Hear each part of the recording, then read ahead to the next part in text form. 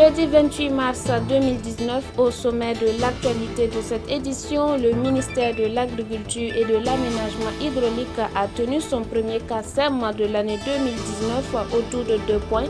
Les détails tout à l'heure dans cette édition. Et puis le monde du commerce hausse le ton contre les multiples grèves des syndicats du ministère de l'Économie et des Finances. Bienvenue à cette édition. Le ministère de l'Agriculture et des Aménagements hydrauliques, dans ses plans d'action, poursuit principalement deux objectifs qui sont l'identification des modèles d'exploitation adéquats et l'amélioration de la résilience du secteur agricole par la maîtrise de l'eau.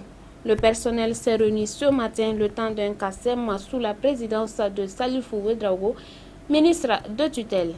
Yannick Kaboré et Odette Zanguena pour le reportage. Quel modèle d'exploitation agricole pour une transformation structurelle et une résilience du secteur agricole est tout l'enjeu de ce premier conseil d'administration du ministère de l'Agriculture et des Aménagements hydro-agricoles au titre de l'année 2019. Le CACEM aussi, c'est lieu pour nous de voir quel type d'exploitation agricole il nous faut pour booster la production. Quel type d'exploitation agricole il faut pour permettre aux producteurs de produire suffisamment, de renforcer leur résilience. Et une fois qu'on arrive à avoir ce modèle, ça va nous permettre de pouvoir mettre à l'échelle et de pouvoir atteindre l'autosuffisance alimentaire. Notre objectif, c'est ça. La dynamique que nous voulons engager, c'est surtout comment mettre en place un système de maîtrise totale de l'eau afin de rallonger le cycle de production et afin de permettre que nous puissions suffisamment produire pour répondre aux besoins des communautés à la base. L'occasion fut propice pour le ministre de dévoiler avec satisfaction les résultats définitifs provisoires de la campagne agricole 2018-2019. La production céréalière provisoire de la campagne est estimée à 5 186 589 tonnes, soit une hausse de 27,65% par rapport à la campagne agricole écoulée et 17,3% par rapport à la moyenne des 5 dernières années. La production définitive provisoire des autres cultures vivrières est estimée à 846 953 tonnes, soit une hausse de 18,6% par rapport à la campagne écoulée et 13,03% par rapport à la moyenne des 5 dernières années. Cependant, des efforts doivent être faits au profit des cultures de rente qui ont connu une baisse. La production définitive provisoire de ces cultures de rente est estimée à 1 097 200 tonnes, soit une baisse de 19,38% par rapport à la campagne écoulée et 22,59% par rapport à la moyenne des 5 dernières années. Les participants sont alors conviés à mûrir les réflexions, à examiner et valider le rapport bilan 2018 et à formuler des recommandations qui devaient les permettre d'atteindre l'objectif de cette année qui est d'accroître la production agricole. En guise d'exemple, le ministre Salifou Ouedraogo espère la récolte de 5 800 000 tonnes de céréales au titre de la campagne 2019-2020. La grogne des agents du ministère de l'Économie, des Finances et du Développement durable exaspère le monde du commerce. Ce sont 50 associations et syndicats regroupés au sein de la Fédération Somketa qui lèvent le ton pour dénoncer le manque de patriotisme de ces syndicats du dit ministère qui ralentit le développement du pays selon les commerçants. Le reportage est signé Yannick Kaboré, Odette Zanguena. Cette conférence est notre cri au cœur que nous lançons aux agents du ministère de l'Économie et des Finances, que tout le pays, tout le Burkina Faso les regarde. Tout le Burkina Faso les regarde, en particulièrement les entreprises, les commerçants, tout le monde les regarde. Parce que nous pouvons dire que les politiciens passent, mais les institutions restent. Donc ça veut dire que ce qu'eux créent au niveau du ministère, c'est très grave. C'est très grave qu'un slogan, il n'y a pas de réseau. Et en tout cas, je peux dire que le Burkina Faso est là, mais les individus, les commerçants sont là. Donc, ils n'ont qu'à faire pitié aux commerçants, nous avons fait pitié aux entreprises pour que tout le monde ait avancé. Nous, on a beaucoup de dettes. Voilà, tu as les gens que tu dois payer. Tu as ton chèque au trésor, tu dois prendre, tu ne peux pas prendre. Il y a des marchés qui sont là, on te dit de compléter ces papiers, tu ne peux pas. Tout ça y est dans leurs mains. Donc, ils n'ont qu'à faire pitié. On ne sait pas. Bon, nous-mêmes se demandons, c'est qui, eux pensent que c'est qui, ils font ça. On ne comprend pas. C'est le réseau, je ne sais pas ce qu'ils font. Donc, c'est notre cri au cœur ce matin que nous n'avons qu'à se mettre au travail, que le ministère de l'économie et des finances est créé depuis 1900. Il n'est pas créé avec réseau. Il est créé avec un patriotisme pour faire marcher le Burkina Faso. Voilà, pour chercher des financements pour que le pays puisse aller en avant. Donc, il n'y avait pas de réseau.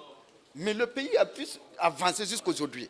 Donc, s'il n'y a pas de réseau, nous n'avons qu'à trouver une solution pour que nous tous les applaudissions, pour dire que non, il n'y a pas de réseau, mais ils ont trouvé une solution.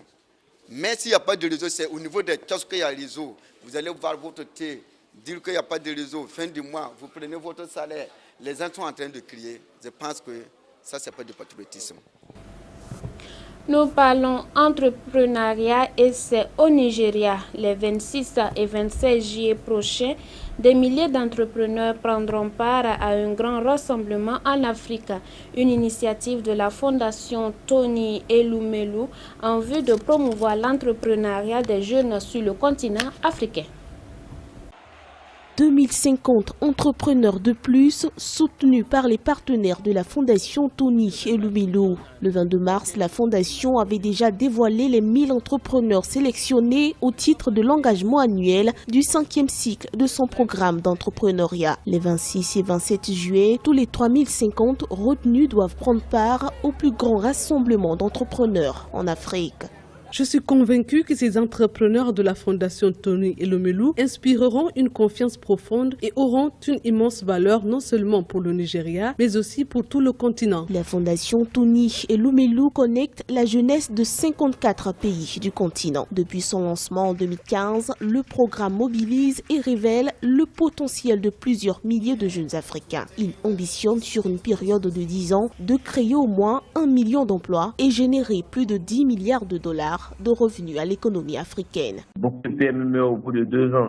Si nous on a réussi à traverser cela, c'est qu'on suppose qu'on est sur une bonne pente et que les perspectives sont bonnes. Quand on crée ICT for Dev, on avait un capital de 1 million, aujourd'hui on en a 40 millions. Alors, je détiens 65% de parts. Nous sommes passés d'un personnel qui était 4, nous sommes autour de 15 personnes qui travaillent aujourd'hui avec un chiffre d'affaires qui a dépassé les 100 000 euros. L'engagement est donc concret et se construit surtout autour d'un ancrage qui se veut technologique via un hub numérique dénommé TEF Connect, réunissant plus de 400 000 utilisateurs. L'autonomisation des femmes est l'une des priorités. En 2019, leur participation a cru de 45%. La Bourse des valeurs du Cameroun s'invite dans cette édition. 20 millions de francs CFA de titres ont été enregistrés pour l'année 2018. Suivez le compte-rendu. Les titres de l'emprunt obligataire 2018 de l'État du Cameroun font leur entrée à la Douala Stock Exchange, la bourse des valeurs du Cameroun. Cette entrée en bourse représente 20 millions de titres obligataires de l'État, une première à la côte de la Douala Stock Exchange.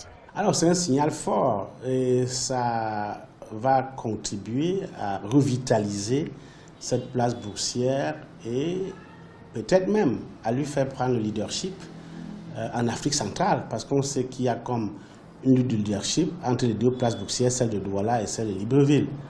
Donc c'est quand même un coup assez intéressant, assez important pour cette place boursière. Elle augure de bonnes choses.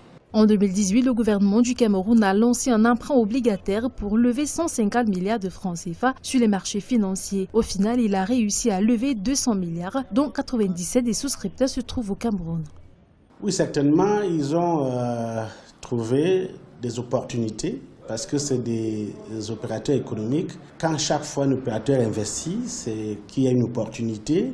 Et si cela a paru être une opportunité porteuse pour ces 3 institutions financières, bancaires, certainement que les choses sont améliorées en matière de gouvernance. Sur le marché financier, la mise en bourse de ces titres a été conduite par un consortium de banques locales cotés à la Douala Stock Exchange, notamment Afriland First Bank, Ecobank et Société Générale du Cameroun. Et puis en France, 3 ministres ont quitté le gouvernement du président Emmanuel Macron. Ces départs élèvent à 10 le nombre de démissions depuis la prise de pouvoir du président français. 3 départs du gouvernement étaient attendus. D'abord celui de Nathalie Loiseau. La ministre part conduire la liste de La République En Marche pour les européennes. Parmi les favoris pour la remplacer, Clément Beaune, le conseiller Europe d'Emmanuel Macron. Autre démission, celle du porte-parole du gouvernement Benjamin Griveaux et du secrétaire d'État au numérique Mounir Majoubi. Tous les deux briguent la mairie de Paris. Pour le porte-parole, plusieurs membres du gouvernement sont sur les rangs comme Emmanuel Vargon, secrétaire d'État à la transition écologique, ou encore Marc Fesneau, chargé des relations avec le Parlement. Ce mini-remaniement devrait avoir lieu d'ici le prochain Conseil des ministres prévu lundi. Au total, 10 membres du gouvernement sont partis depuis le début du quinquennat, une série de départs inédits. Et puis les États-Unis et la Russie semblent avoir trouvé un nouveau terrain de guerre, le Venezuela. Selon Moscou, des conseillers techniques ont été récemment envoyés au Venezuela pour l'application des accords signés dans le domaine de la coopération technique et militaire. Des avions russes sur le tarmac de l'aéroport de Caracas. Ce sont, selon Moscou, des conseillers techniques envoyés récemment au Venezuela pour l'application des accords signés dans le domaine de la coopération technique et militaire. Mais surtout, ils resteront aussi longtemps que nécessaire. La partie russe n'a enfreint aucune règle, ni les accords internationaux, ni les lois du Venezuela. La Russie ne modifie pas l'équilibre des pouvoirs dans la région. La Russie ne menace personne, contrairement aux gens à Washington.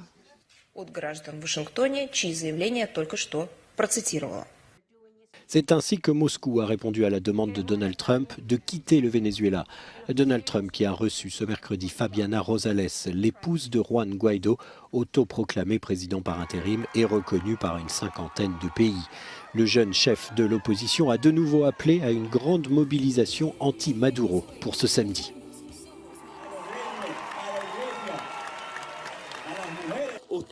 Savez-vous ce que le régime dit? Il dit « Regardez, les lumières se sont éteintes ». Et les gens ne disent rien, car ils s'y sont habitués.